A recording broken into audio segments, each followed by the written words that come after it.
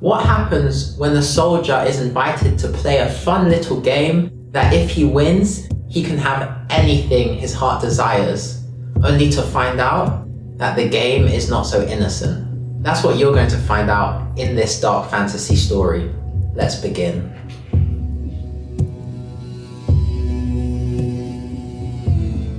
Ryland, the living weapon and former Imperial soldier, sat alone at a corner table in the common room of the inn. He took hold of the cup that was in front of him and lifted it to his lips, downing the strong ale inside. He sighed as it warmed his stomach, and he felt the tingle of its effects in the tips of his fingers. He raised a hand at the innkeeper, a woman who had introduced herself as Gwendolyn, and she came over to him. "Another, please," he said to her, and she raised an eyebrow. "You want a fourth?" "I want as many as I need to pass out." She chuckled, coming right up. She took the cup and walked off. Ryland sighed and leant back against the wall, his gaze scanning across the busy room, full of people laughing and drinking and talking about the gossip of the town. Some of them were talking about him, he could hear, though they didn't know him by face, so had no idea it was him they were talking about. A shadow loomed over him as a tall man came to stand in front of his table. Ryland looked up at the stranger's angular face and saw he was smiling down at him. He was dressed in expensive fabrics, and his cloak was bright blue compared to Ryland's dull brown. "Can I help you?" Ryland asked the man who was continuing to just stare at him while smiling. "Why, yes, I think you can." The man took a seat opposite him. "I didn't say you could sit," Ryland said. "No, but you will want to hear what I say." "I doubt it." "Oh, but you will. You have become quite famous around the city. Do you know that? And you haven't even been here in Octan long. They say you fought the legendary Order assassins and lived." "You shouldn't believe everything you hear," Ryan said dismissively. "I don't," the man said, "but I do my research. For example, I know you are a living weapon, formerly of the Imperium, but now you are traveling the land, searching for your long-lost mother." Ryland jerked upright in his seat and glared at the man, who was still smiling at him irritatingly. "How do you know that?" "It is my job to know things. For example, I also know where she is." Ryland felt his heartbeat quicken, but he kept himself looking calm. "Where?" As if it were that easy. "No, I will not tell you. Not yet." "Then why are you here?" Ryland complained bitterly. Another time waster. He was sick of them. The man's smile widened slightly, then he put a hand into his cloak. In an instant, Ryland reached across the table, seizing the man's wrist. The well-dressed man looked rather surprised for a moment before his smile returned. "I am not foolish enough to try and attack a living weapon who has survived the Order," he said. Ryland searched his eyes for a moment before slowly letting go of his wrist and allowing him to pull out a single gold coin. He placed it on the table. Ryland knew immediately it was not the regular currency of Octan. It was larger than regular gold and wasn't quite round but had a hexagonal shape. On the face was carved the image of a diamond. "This is an entry token into a game that is taking place at midnight in the castle on the hill." "A game?" Ryland was starting to get confused. "Yes, a game. It will be fun, full of action and drama, and extremely suspenseful. It will be a very rewarding experience, and the winner gets a pre-agreed upon prize.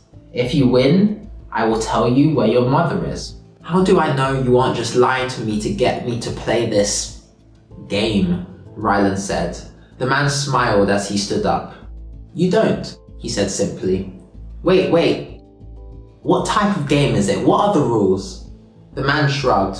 "You shall see if you choose to play." "This is about the game?" Gwendolyn, the innkeeper, came up to them holding the cup of ale Ryland had ordered. She placed it on the table and immediately turned to the well-dressed man. "Please, my lord, please, let me play. I have heard about them. I want to play." The man looked at her and cocked his head to the side. "Why not?" he said, and then he reached into his cloak, pulled out another token and handed it to her. Midnight at the castle on the hill. If you win, you will receive ownership of all the inns all around the city, just as I know you would like. Gwendolyn's eyes widened. Thank you, oh thank you, my lord. Thank you, thank you, thank you, he nodded at her. What did you say your name was? Ryland asked the man. He turned and smiled. I didn't. And then he walked off through the inn common room and left through the front door. Isn't this exciting? Gwendolyn exclaimed when he was gone. We get to play the game. What game? What is this? You haven't heard?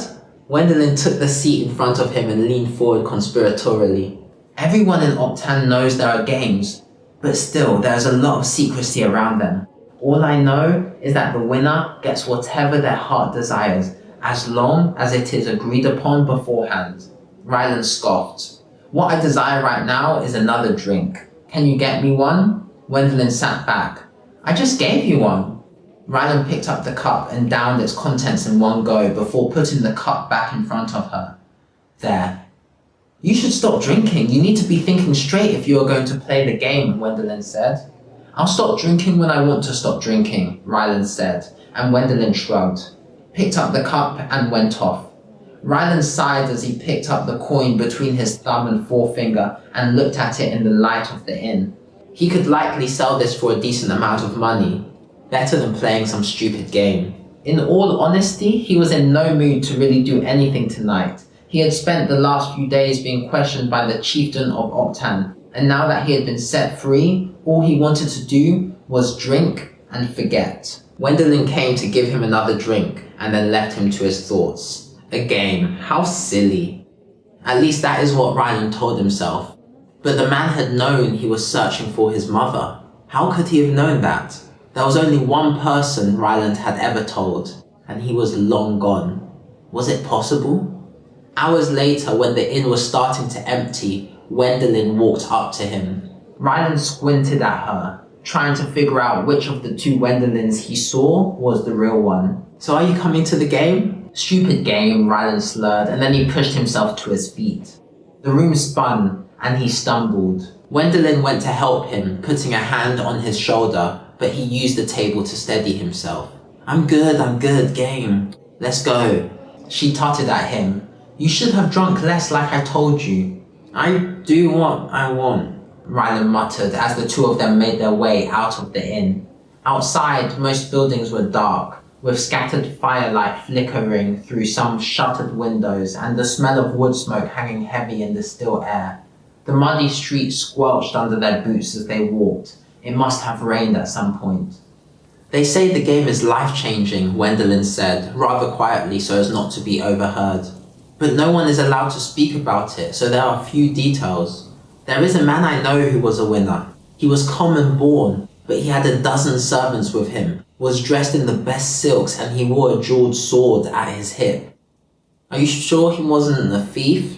Ryland said. I'm sure. I knew him from when he was a child. Ryland was skeptical. He had half a mind to turn around and go back to the warm room he was paying Gwendolyn for in her inn. But still he kept on walking. They soon reached the western gate, which was already closed for the night. Two guards, one holding a spear, the other a sword, watched them as they approached. Who goes there? The one wearing a sword called out. It's me, Gwendolyn said, and the guards both relaxed. Gwendolyn, what are you doing out so late? The guard with the sword asked. She took out the coin and showed them. They both exchanged a look. So you're going to play the game, huh? You know they say no one comes back from that? Some do. And the winner comes back with all they have ever wanted, Gwendolyn said cheerily. Ryland stood there rather awkwardly until the guards turned their attention to him. Wait a second, the guard with the spear said. You are the one we found with the body of Wallace. You fought the order. Ryland's mood darkened. He pulled out his own token and showed them. Just let us through, will you? He said icily, though the slight slur of his words dampened the intimidating factor he had intended. It still seemed to work, though. All right, be safe out there. The guards opened the gate, and after Gwendolyn said a warm goodbye to them, she and Ryland went through. For a few peaceful moments of walking through the city, Ryland had not been consumed by the image of Wallace's body in his hands. But now that the guard had mentioned it, and he was walking past right where it had happened. He couldn't get it out of his mind. "So it's true then, you fought against the order to defend the nephew of the chieftain?" Wendelin asked as they walked through the dark, open fields. "Yes," Ryland spat. "I was hired to protect Prince Wallace. I failed.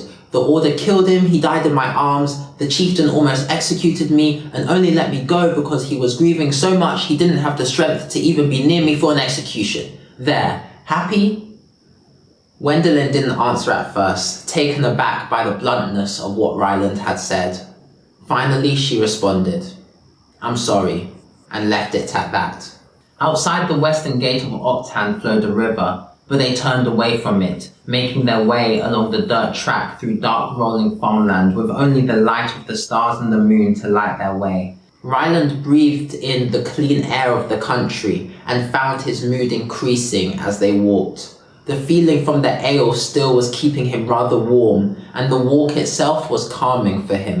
It wasn't long before the track started gently climbing, and ahead of them, on a small hill, they could see the castle. "That's it," Wendelin breathed. "That's where the games are held." "Who owns that castle?"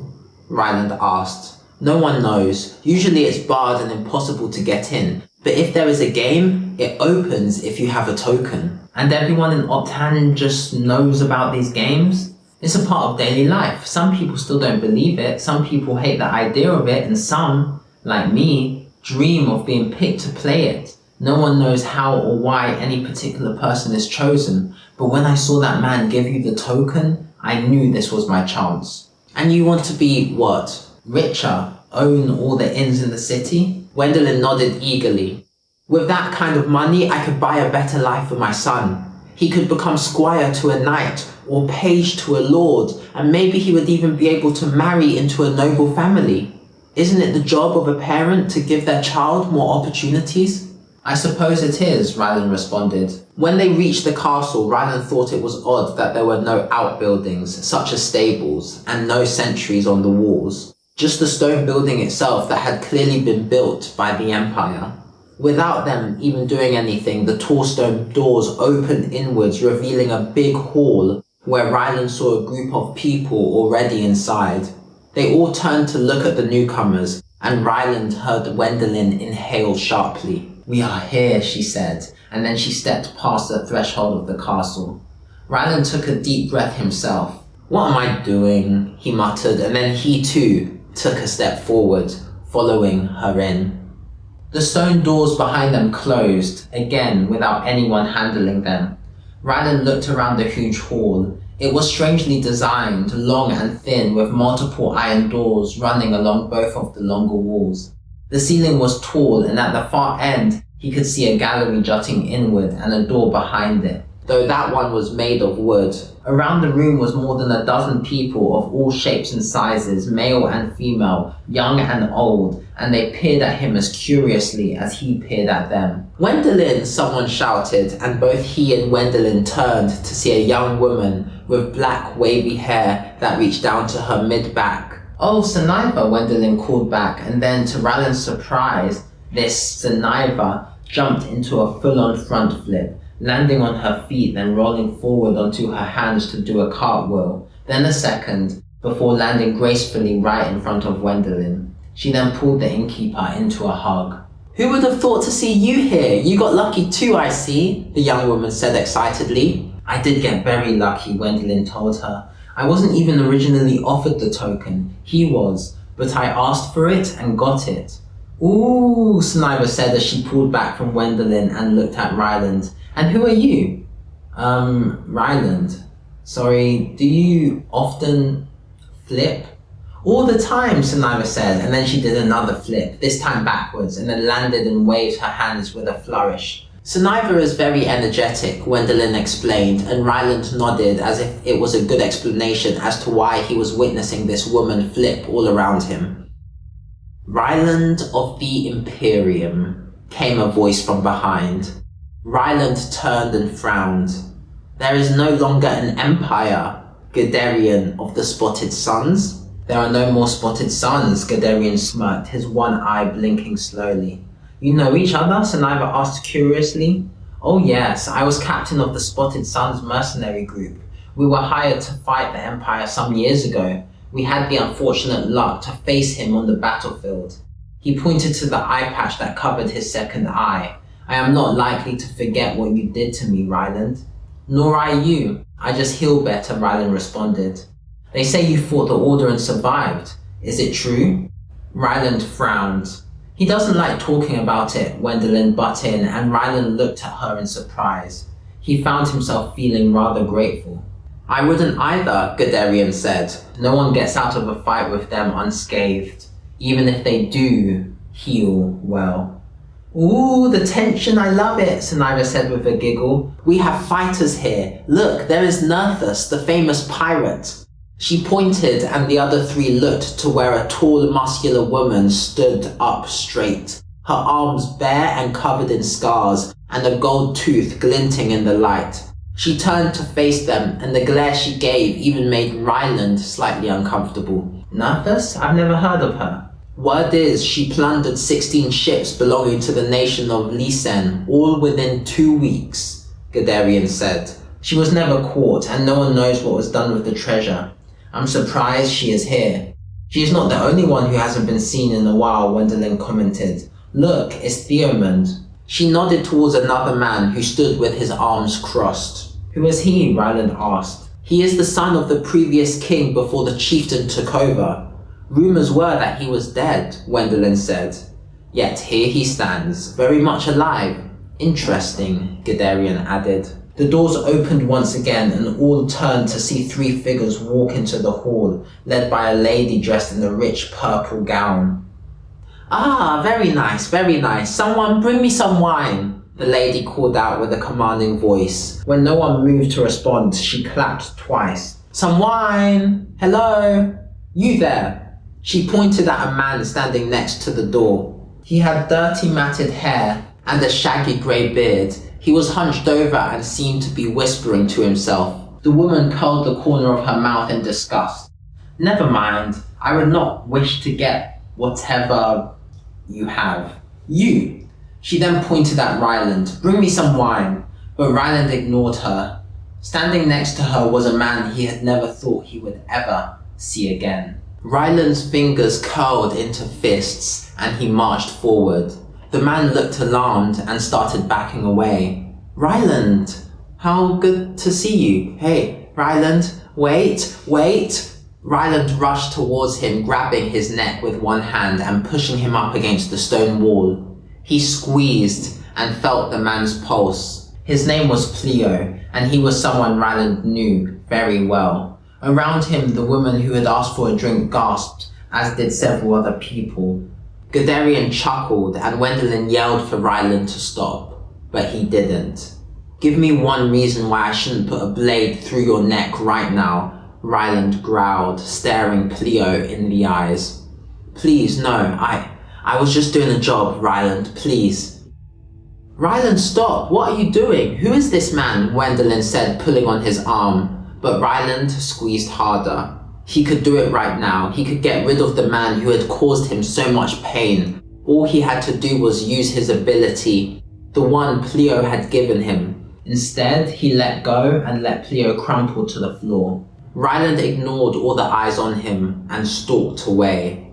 You were always the best of my creations, Pleo called out, his voice rough. What the hell is going on here? Guderian said. I was an Imperial alchemist, Pleo said, loud enough for all to hear, in charge of fleshcraft research and developing the living weapons. I am the one who made Ryland into what he is. You are Ryland the Relentless? The third person who had walked in with Pleo, a woman who seemed slightly older than Ryland and was dressed in some simple brown robes, approached him hesitantly. The legendary warrior who it is said single-handedly allowed the Empire to survive a year longer than it otherwise should have. Ryland started to sweat at the attention he was getting. Or maybe that was just the drink. My name is Vera. I was an Imperial librarian, the woman explained. We all heard about you. They said you went on a mission with a squadron through the Panem Desert to defend the city of Elhurst from barbarian tribes long enough for reinforcements to arrive. Yet the whole squadron was killed in a huge sandstorm.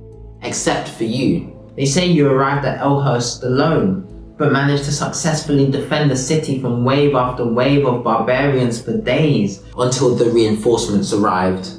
Then you are the one later who, when the capital fell, led the counterattack at the River Torrent, which allowed the Emperor to escape with his life. You are famous. Ryland scratched his head awkwardly. Yes, he is wondrous, Plio said, and I am the person behind it all. Go on, Ryland. Show them what I gifted you. Gifted? Ryland said with venom, turning to face him. You tortured me for years. You, Plio stood up straight. I truly am sorry about your brother. But the fact of the matter is, he was not strong enough to survive. You were. Ryland let out a roar and rushed towards Plio, but a loud shout stopped him in his tracks. There will be no fighting between players. All eyes looked up to the gallery where the well-dressed man that had given Ryland the token stood. All of you are here, so we can start. Ladies and gentlemen, welcome to the game. Ryland gave one last glare at Plio before walking over to stand next to Wendelin as the well-dressed man continued to speak. I am the Game Master and will be in charge of enforcing the rules and making sure everything goes smoothly. Let us start with me saying thank you. All of you have joined for a reason, and of course, for the winner, what you have asked for you will certainly receive. However, still, none of you had to come, and the few people who were invited didn't. So for that, I and the people behind the game are grateful. This game is called Barbarians and Imperials. Here is how it works. Ryland groaned at the name. There are, as you may have counted, 20 of you in this hall, the Game Master said. You are currently all Imperials. In a moment, each of you will go into one of these side doors you see all over the room. Each one has one of your names and a painting of you for those who cannot read. And in there, one of you will be randomly chosen to be a barbarian. Ryland looked and saw that indeed each of the doors now had a name and painting of one of the people in the hall on it. Odd they had not been there before. Was some sort of magic being used? The objective of the game is simple. Each side is aiming to eliminate all members of the other faction, and when they do, that will mean the end of the game, and they have won. How they do that, however, will be quite different. Every half an hour, everyone in this hall will vote out loud in public on who they believe to be a barbarian. The person who has the most votes will be eliminated, and then I will tell the rest of you whether they were indeed a barbarian or they were actually an Imperial. Then immediately after this vote, everyone will go back into their individual cells and the Imperials will wait. However, the barbarians will meet in a secret room where they will decide on whether they want to eliminate an Imperial or convert an Imperial. If they choose to eliminate, as the name suggests, that Imperial will leave the game. However, if the barbarians choose to convert, then the Imperial that they choose will be given a choice to accept or refuse. If they accept, they will be brought to the meeting room briefly to meet their fellow barbarians before they all return to their individual cells. While if they choose to refuse, they will stay where they are and the barbarians will lose their turn.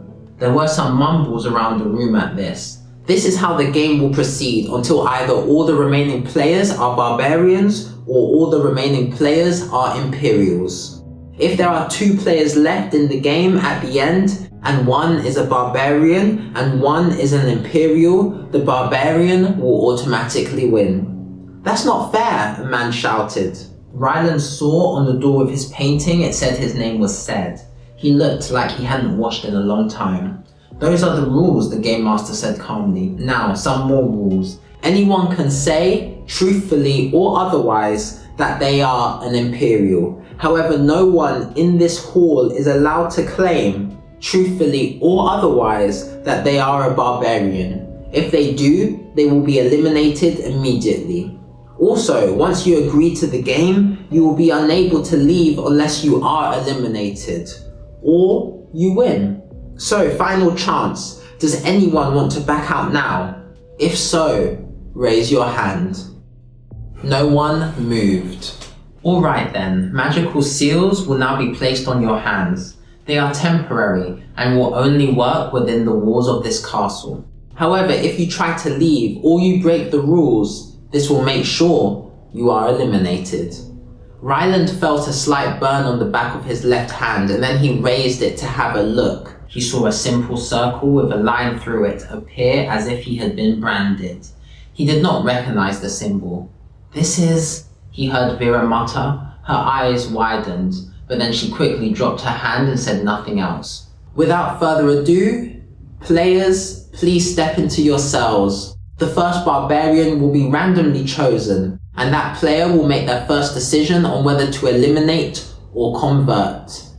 Let the game begin. The Game Master then stepped back from the edge of the gallery and went through the door he had come through. Isn't this wonderful? Sunniva said as she jumped up and down. Gwendolyn grinned. It is. I wonder who the barbarian will be. I hope it's not me. Ryland said nothing as he walked towards the door with his name on it. Seeing Cleo had put him in a bad mood, and he was in no mood to play this silly game. But here he was, unable to back out now. He wished he had a drink. He stepped into the cell and the door closed automatically behind him. It was a cramped place with absolutely no furniture on its hard stone floor. However, on the far side was another door. Ryland sighed as he waited and waited and waited. He couldn't hear anything. He supposed it was designed like that. It seemed that magic was a big part of how this game had been designed. Then just as he was starting to lose patience, the door behind him opened. He turned in surprise and saw it led into a corridor. Hesitantly, he stepped in. The corridor was thin and plain, made of stone much like the cell, and dark, barely lit by a few torches. He walked slowly forward, assuming that this must be part of the game, until he saw a brighter light ahead of him.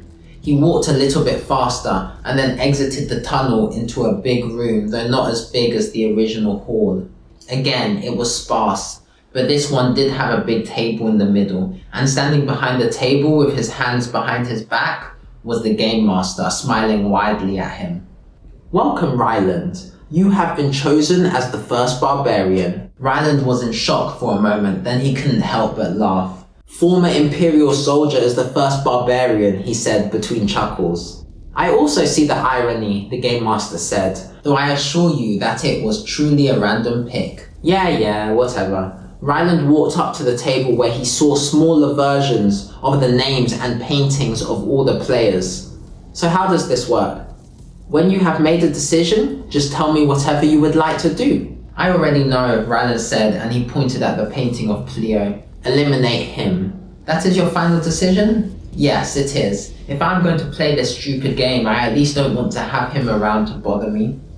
Very well, it shall be done. You may return to your cell. Ryland nodded, turned around and went back the way he had come through the corridor and into his cell. The door then closed behind. He chuckled to himself. That served Cleo right. The man was lucky that they had met in this situation. If they had met on the road, Ryland would not have let him get away with what he had done so easily.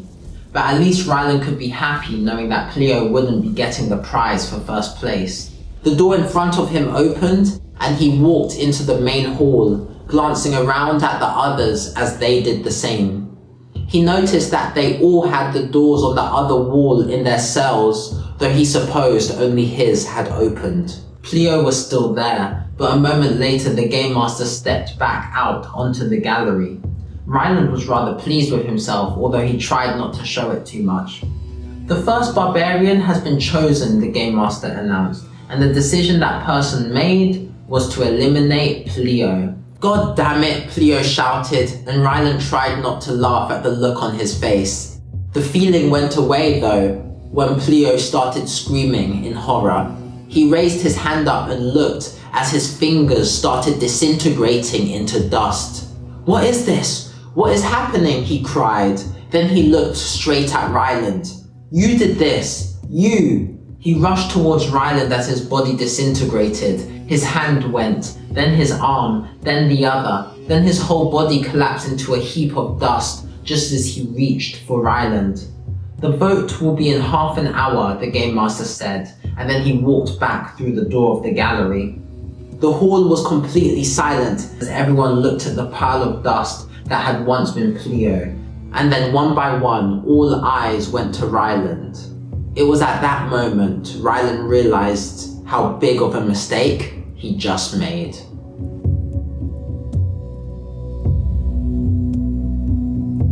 Thank you so much for watching. I really hope you enjoyed this story. This is just episode 1 of a longer story. Episode 2 will be releasing next week.